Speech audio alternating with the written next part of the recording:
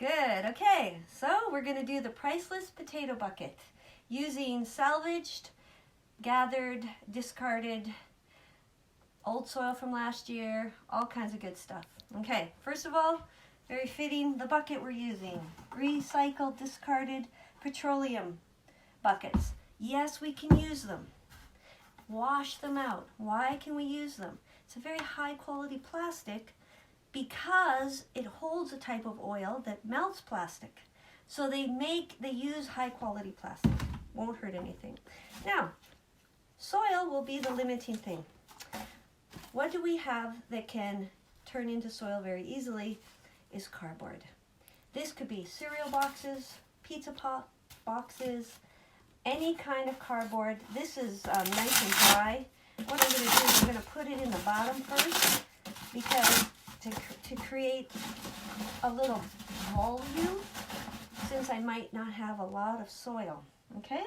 What else can I use if I don't have any store-bought fertilizer? This is coffee, spent coffee. Coffee's been made and drank, and now this is a leftover which we normally throw away, and this does not need to be composted to be used. Okay, this is really good. I could probably plant 4 buckets with this amount, and what I would do is I would save it at the end and put it in the little hole that I'm going to make for the potato, and then sprinkle that around so that, because this is it's got a lot of organic fertilizer in it. Okay, so now what will we use this time of year? Sometimes if you look around, lots of people have old pots and they think, ew, that soil looks gross, and throw it away. No, don't throw it away. Empty your containers, okay? Empty them. Get as much soil as you can together. I'm gonna make some here. There we go, and I'm gonna break it all up, get the lumps out, okay? Dusty, needs some water added. Now again, because soil might be a limiting factor, there are things we can add into the soil, which is very common in every community, is shredded paper. So we can mix this with the shredded paper, okay? Now I'm going to get a little bit of water. Now how did I get my water? This is melted snow, okay? Because we are all on truck water. So what are we going to do to have enough water to water our garden? Well, get a garbage can that doesn't have holes in it, bring it in your porch where it's warm, and start melting snow. Now, there's no chlorine in melted snow, so it's actually ideal. It's better because the chlorine that we put in our water to keep our water clean kills also beneficial bacteria. That's why your houseplants slowly die when you give them tap water constantly. It has a lot of chlorine. It's killing the soil microorganisms, okay? So see how I'm going to make a little bit more water.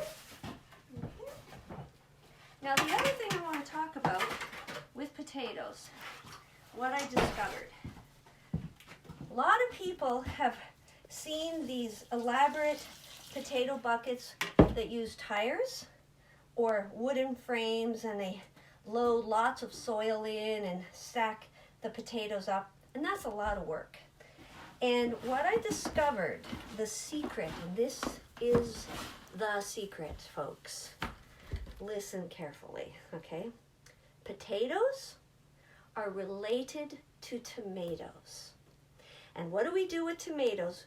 We put them on a string or a pole, and the vine grows up.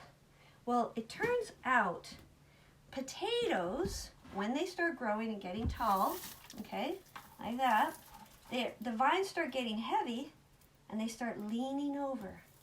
And when the vine leans over, it sends a hormonal signal to the potatoes. Oh, it's time to stop growing potatoes. Because these come from a place, South America, that doesn't have summer, winter, okay?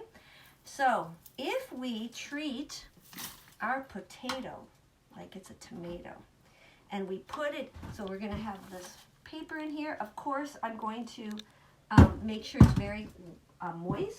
And I might even add a bit more of the shredded office paper, which will shrink down. But what this is going to do, when it's well watered, it's going to compost. Okay, so it's going to build soil. So what we're doing is we're stacking a function here. We're going to build soil while we grow our potatoes. So that would be fine. And then I'm going to take my, now you look here, see how I've mixed, you can see the office papers in there. And again, depending on how much soil I have, I might really try to stretch it and push the envelope and add as much paper as I could. I think you could safely add even a third, okay? And keep it well watered, a little bit more water. Now, when you also, if you have worm, well, Kim is actually gonna do a video on worm composting, because that can be an excellent place for our organic fertilizer that we would add. Okay, so now what I'm going to do is I'm not going to fill this bucket right up to the top. I'm just going to put some in the bottom to get started. All right, like that. You want to come closer and have a look in there. Okay, see? Okay, so now this is just deep enough so I can plant one of my potatoes. Now, this is 12 inches across, so like I said, this is practically 1 square foot. I can put 1 potato in each one of these buckets. And what I'm going to do is I'm going to set it right down there, and I'm not even going to completely cover the shoots. And you could have this in your house right now. You could start these because it's a bucket, and come summer, you could just take your bucket and move it outside.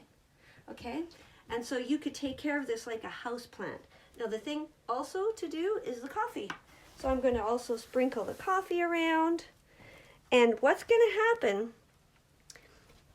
where the seed is, okay, the roots grow below. All the potatoes physically grow above this seed. So when I look here, no potatoes are going to physically grow lower than that, and all the potatoes will grow up here. And so as the shoots grow, say they're long like this, I might come and do another mix of my soil, but I'll put more paper. Maybe I have leaves. Maybe I have dry green, dry vegetation like this that I would use as the bulk. It doesn't need to be dense, heavy soil that fills this bucket as the vines grow, because the looseness, okay, that's where the potatoes are going to grow. And so if it's loose and airy, the potatoes will be able to form very easily, okay? And then you could actually have a tomato cage here, and the potato vines would continue to grow up, up, up, up. And keeping the vines physically upright is what changes the signal. It's like, when we're a teenager and we're having that growth spurt, okay? That's exactly the same. And so basically we're telling the potato to stay a teenager for longer, grow more, okay? And that's what we do. And I have a secret fertilizer here. And I don't know if anyone might be willing to guess what it might be. It's a bit yellow. It's actually human urine. My pee, diluted, 2 ounces, so 10. You dilute it 10 to 1 normally, okay? So this, now if I had no fertilizer, urine is sterile and rich with nitrogen, okay? And 1 adult person, the urine we produce has enough nitrogen in it to actually fertilize a 3,000 square foot garden. Okay, so this is important to realize. So many things that we discard. Now this is, of course, would be my personal potatoes, and this is, going in at the bottom, and now they'll probably, that extra nutrient from that is going to just help the microbes come alive and all that cardboard to start composting and breaking down, and even make a little heat from that compost, which will make the potatoes even grow faster. And that's it. No cost. 100% salvaged ingredients, and we can grow the highest calorie crop to feed ourselves this way. Thanks, everyone. Stay tuned.